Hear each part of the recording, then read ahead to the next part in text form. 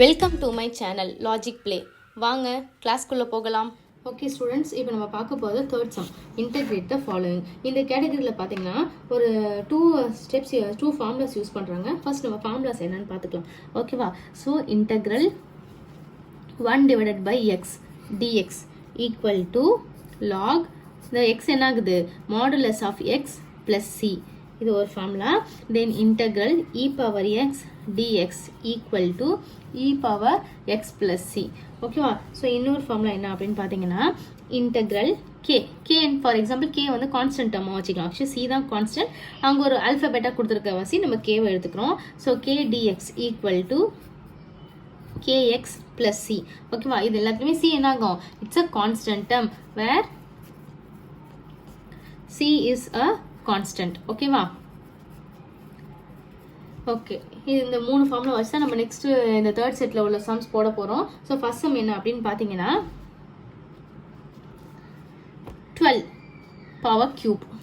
ஓகேவா? ஸோ எப்பயுமே இதுவெல்லாம் நம்ம என்ன பார்த்துருக்கோம், இது பவர் ரூல் வந்துருச்சா. ஸோ பவர் வந்துட்டு நம்ம ஆட்டோமேட்டிக்காக என்ன யோசிப்போம், பவர் ரூல்னு யோசிப்போம். பட் பவர் ரூலில் என்ன வரும் அப்படின்னு பார்த்தீங்கன்னா எக்ஸுங்கிற ஒரு டேர்ம் அங்கே வரும். பட் இங்கே எக்ஸுங்கிற டேர்ம் வராததுனால நான் ஸ்ட்ரெயிட்டாக என்ன பண்ண போகிறேன், ஃபார்முலா இல்லாமல் ஜஸ்ட் டைரெக்டாக இந்த ஸ்டெப்ஸை இம்ப்ளிமெண்ட் பண்ண போகிறேன். எப்படி இம்ப்ளிமெண்ட் பண்ண போகிறேன்னு பாருங்கள். ஃபர்ஸ்ட் கிவனில் 12 கியூப். ஓகேவா?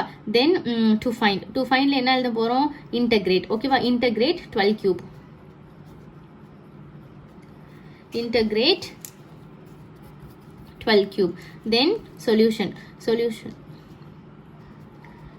சொல்யூஷனில் பார்த்தீங்க அப்படின்னா இப்போ என்ன பண்ண போகிறோம், இந்த 12 கியூபை இன்டெகிரேட் பண்ண சொல்லிட்டாங்க. So integral 12 cube dx. இது நான் இப்போ எப்படி எழுதலாம், ஆக்சுவலி 12ங்கிறது ஒரு வேல்யூ, நியூமரிக் வேல்யூ. ஸோ அப்போ அதை என்ன பண்ண போகிறேன், அதை நான் இன்டெக்ரலுக்கு வெளியில் கொண்டு வர போகிறேன். ஸோ இன்டெக்ரலுக்கு வெளியில் கொண்டு வந்துட்டேன் அப்படின்னா என்ன வரும், 12 பவர் கியூப் dx அப்படின்ட்டு வருமா. ஸோ இப்போ 12 பவர் கியூப் என்ன ஆகும், 12 பவர் கியூபாகவே தான் இருக்கும். இன்டெகிரேட் இப்போ என்ன பண்ண போகிறோம், dx பண்ண போகிறோம். dx இன்டெகிரேட் பண்ண உங்களுக்கு என்ன வரும், ஜஸ்ட் x plus c. அவ்வளோதான். ஓகேவா? ஸோ இப்போ இந்த therefore integral 12 cube dx ஓட உங்களுக்கு ஆன்சர் என்ன வருது, 12 cube x plus c. அவ்வளோதான்.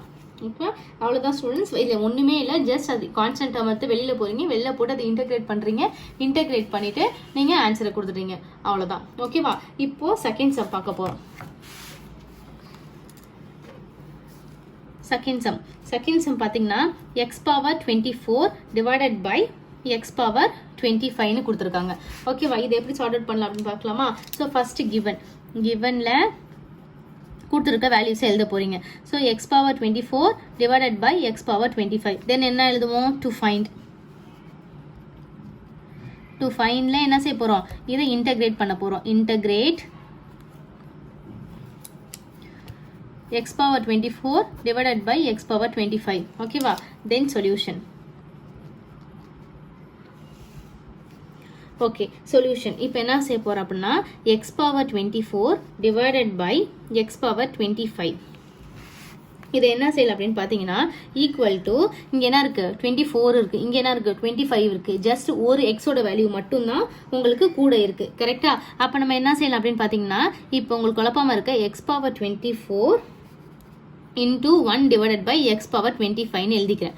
அப்படி எழுதுனா அப்படின்னா இங்கே என்ன ஆகும், 24x இருக்குது, இங்கே 25 இருக்குது. ஸோ இது அப்படியே டேர்ன் கட் ஆகி இங்கே என்ன ஆகும், ஒரு எக்ஸ் டேர்ம் மட்டும் ரிமைண்டரில் இருக்குதா. அந்த ஒரு எக்ஸ் டேர்ம் மட்டும் எடுத்துருக்கனா, அந்த ஒரு எக்ஸ் டேர்ம் எப்படி எழுத போகிறேன், ஸோ 1 by xன்னு எடுத்துக்க போகிறேன். ஓகேவா? 1 by x.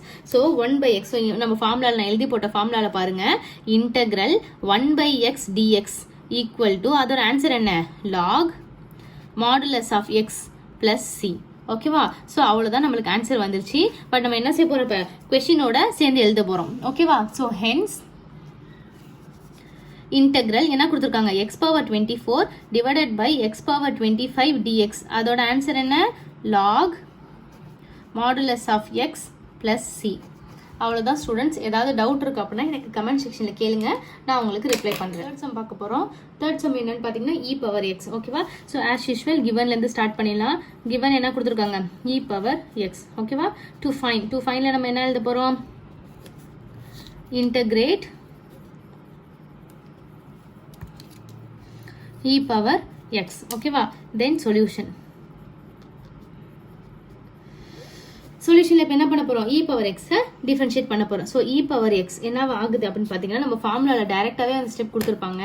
Integral e power X dx equal to e power X plus c. ஓகேவா, அவ்வளோதான் ஸ்டெப்ஸ் முடிஞ்சிருச்சு. தேர்ஃபோர் என்ன பண்ணியிருக்கீங்க, உங்கள் ஆன்சரை ஹைலைட் பண்ணி எழுதிக்கோங்க. Integral e power X dx equal to e power X plus c. அவ்வளோதான் ஸ்டூடெண்ட்ஸ், ரொம்ப சிம்பிள், ஒன்றுமே இல்லை, முடிஞ்சிருச்சு. ஓகே, ஏதாவது சம்ஸ் வேணுமா கமெண்ட் செக்ஷனில் மென்ஷன் பண்ணுங்கள். உங்களுக்கு என் வீடியோ புரிஞ்சிருக்கும்னு நினைக்கிறேன். என்னோட சேனலை லைக் பண்ணுங்கள், ஷேர் பண்ணுங்கள், மறக்காமல் சப்ஸ்கிரைப் பண்ணுங்கள்.